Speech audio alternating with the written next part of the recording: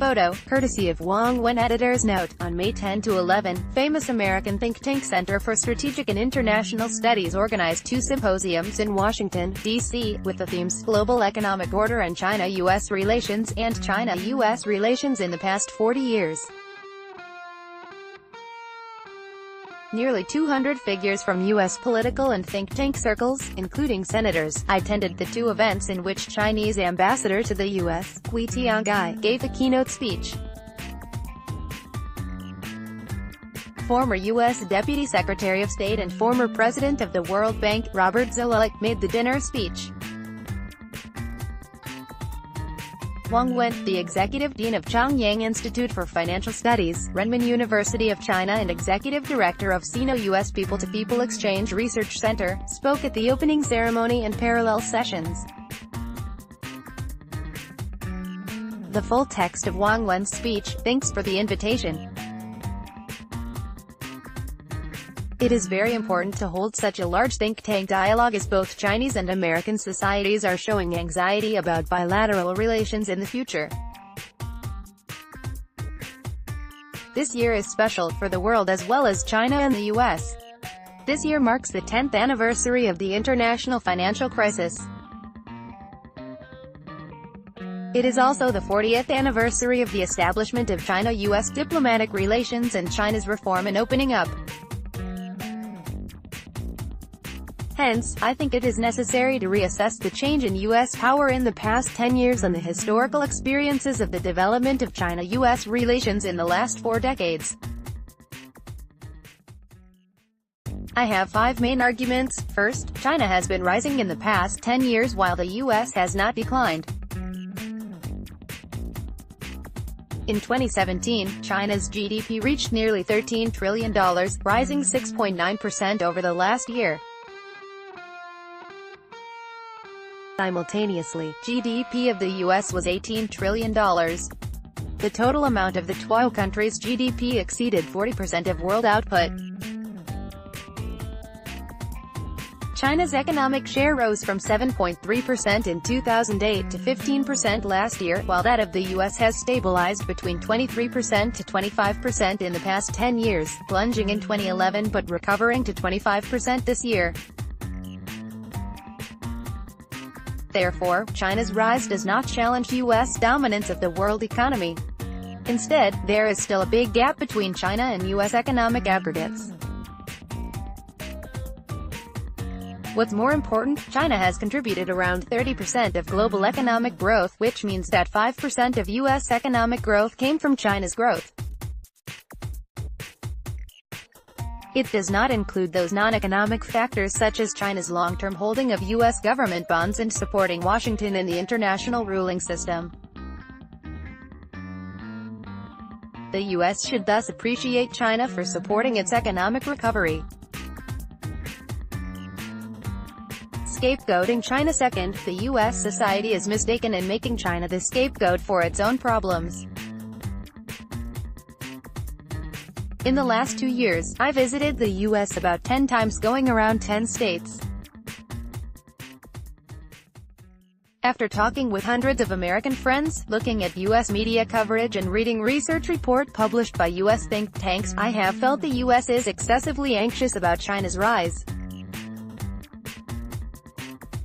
Washington is always thinking that China would replace, even defeat the U.S. and then lead the world. Obviously it is wrong. There is no country that could defeat the U.S., except the U.S. itself. China-U.S. competition is a marathon, not a boxing match. As a marathon runner, I understand that the key to winning is keeping all parts of the body in the best condition and avoid making mistakes. In the past 40 years, especially after the end of the Cold War, China is the country which made the least mistakes. China has been constantly promoting domestic reforms to meet people's needs, not fighting wars and maintaining social stability. Up till now, China has done really well in this marathon. Strategic mistakes. The U.S. has also done a good job. U.S. technology has been leading globally and American culture has spread across the world. However, the U.S. made several mistakes. It started the Iraq War and triggered the international financial crisis. Even worse, U.S. soft power declined. The global image of the U.S. has taken a beating. Instead of becoming the beacon of freedom and democracy, the U.S. has become synonymous with selfishness and overbearing power. According to investigation by Pew Research Center, for the first time China's global image is better than the U.S. It is something the U.S. should introspect about. Third, the U.S. overestimated China's global strategy, while underestimating its rivals' positive bias toward it. China never says officially that it is the global leader. With firm support of the international system established after World War II, China could never be the revolutionary power in the international system. The industrial architecture of China and the U.S. is complementary. They should strengthen industrial cooperation to provide new dynamics to economic development of both sides. China has already become a middle-income country. According to data from The Washington Post in January 2018, China's commodity consumption will reach $5.8 trillion this year. In 3 years, China may surpass the U.S., becoming the country with the largest consumption. Currently, consumption that contributed 58.8% of GDP is the most important impetus to China's economic growth. In other words, consumption has become the largest dynamic of China's economic growth. It is a big opportunity for the U.S.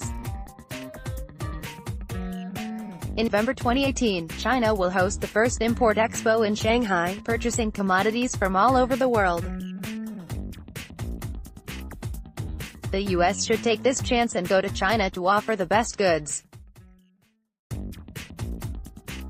China has 3 main tasks: preventing a financial crisis, reducing poverty and preserving the ecology. All these tasks can be an opportunity for the U.S. in terms of experience sharing, clean energy, and technology export. Fourth, the trade imbalance between China and the U.S. has been exaggerated.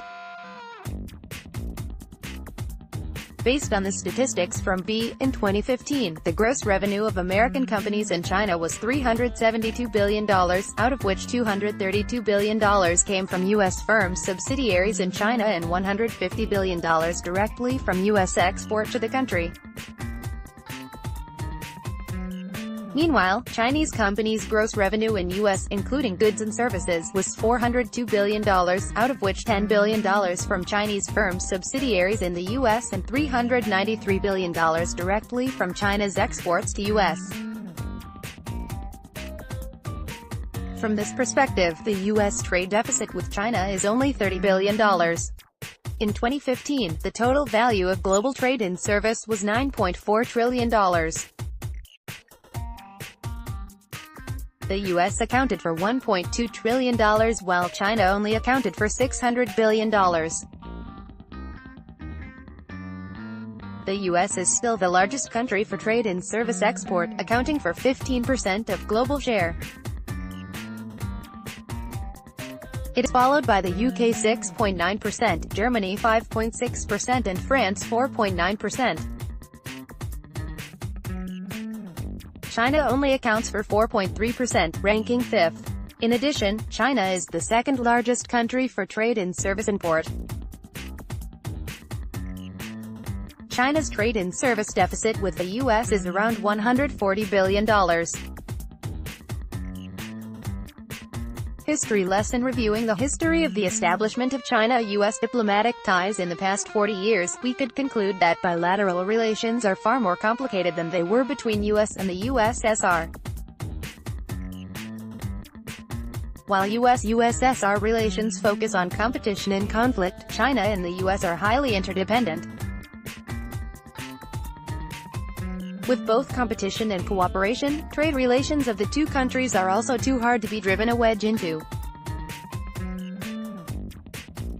Hence, I agree with Dr. Henry Kissinger saying that China and the US need to co-evolve to face global challenges jointly rather than fighting a boxing match.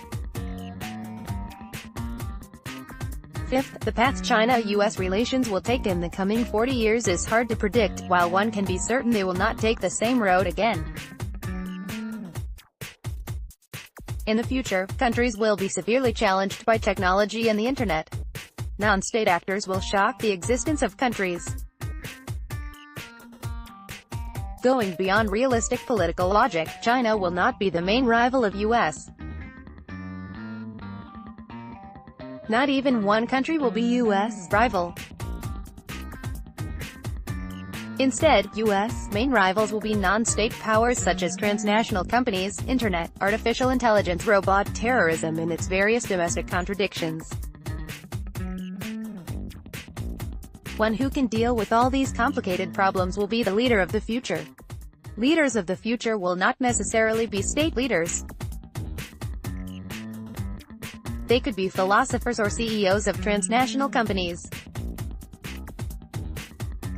Nothing will be impossible.